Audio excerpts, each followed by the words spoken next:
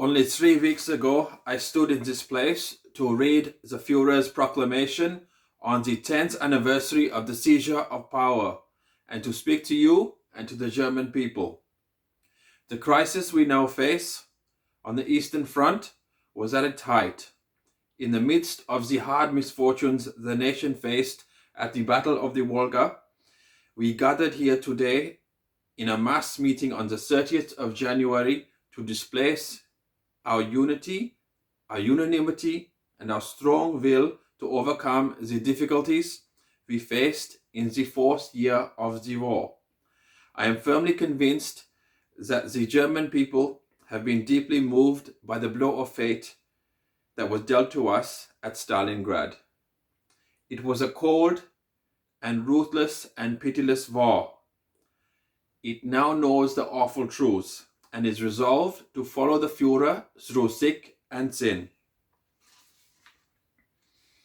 You, my hearers, at this moment represent the whole nation.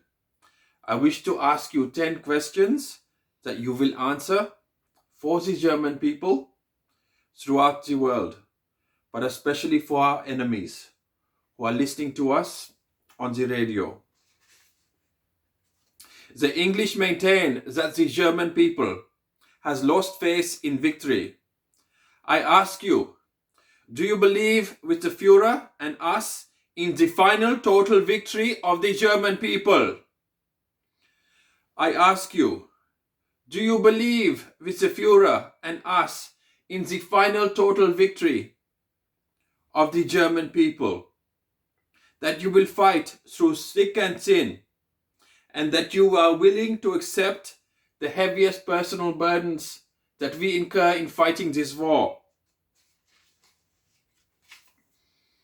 Second, the English say that the German people are tired of fighting. I ask you, are you ready to follow the Führer as the phalanx of the homeland, standing behind the fighting army, and to wage war with vile determination through all the turns of fate until we succeed in victory?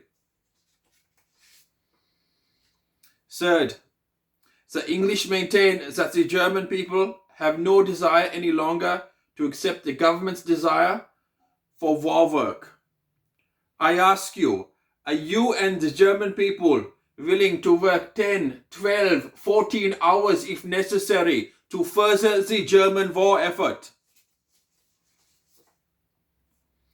Fourth, the English maintain that the German people is resisting the government's total war measures. It does not want war but capitulation. I ask you, do you want total war? If necessary, do you want a war more total and radical than anything we can ever imagine today? Fifth, the German people maintain that the German people has lost faith in the Führer. I ask you, is your confidence in the Führer greater, more faithful and more unshakable than ever before? Are you absolutely and completely ready to follow him wherever he goes and in all that he does? Sixth, I ask you, are you ready from now on to give your total strength to provide the Eastern Front with the men and munitions it needs to ensure total victory?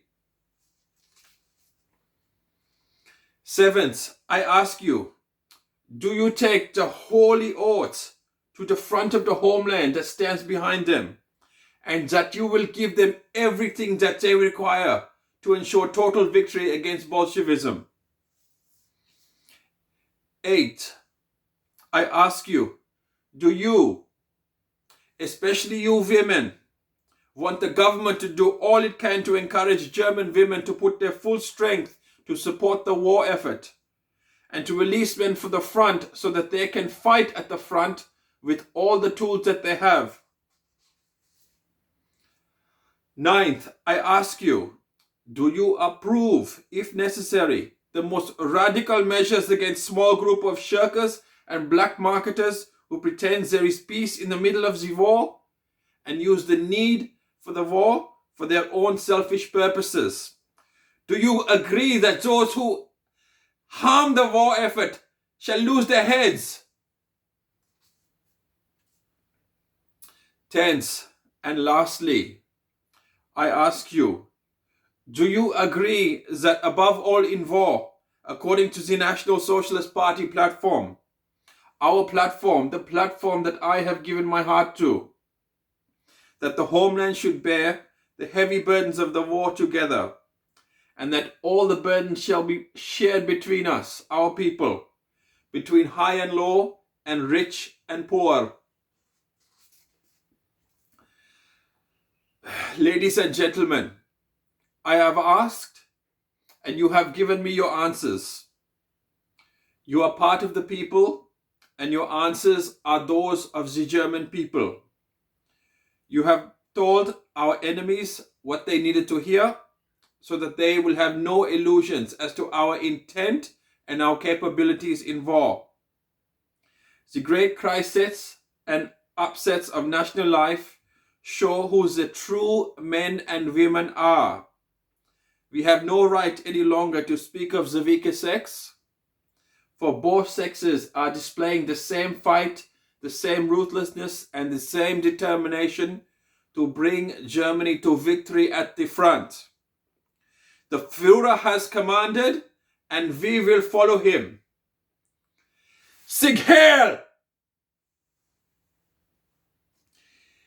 In this hour of national reflection and contemplation, we believe firmly and unshakably in victory. We see it before us. We need only reach for it. We must resolve to subordinate everything to it. That is the duty of the hour. Let the slogan be, now people, rise up and let the storm break loose!